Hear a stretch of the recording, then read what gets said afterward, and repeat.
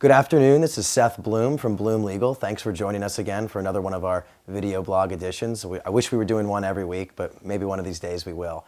Today I want to go over what I'm going to call Criminal Procedure 101. People call me all the time as a criminal defense lawyer when they get in trouble and they don't really understand the process. So today I'm going to talk a little bit about arraignments and what an arraignment is and when is it timely. Let's start over. When someone gets arrested, that means there was a probable cause to arrest you. For instance, if you were pulled over for a DWI, you were pulled over and they smelled marijuana in your vehicle and they arrested you, that's basically the police officer is arresting you and saying there's probable cause to arrest you for a various criminal violation. It is not an indictment of you.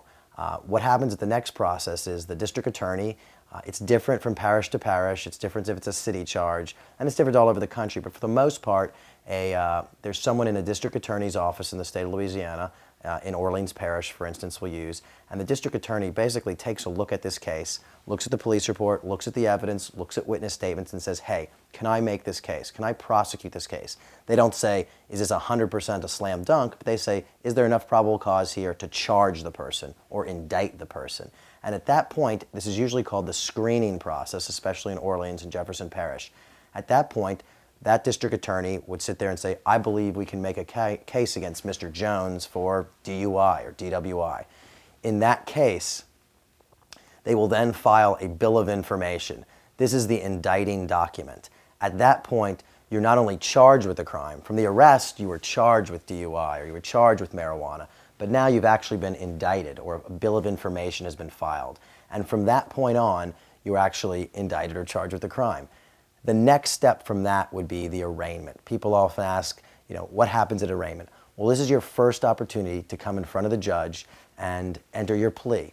In almost all cases, whether or not the person is innocent or guilty, you want to preserve your rights to utilize all the resources of the criminal justice system, and you always, for the most part, enter a not guilty. And at that point, then, there's usually, depending on the type of case, motion hearings, eventually pretrial settings, and then obviously there'll be trial settings.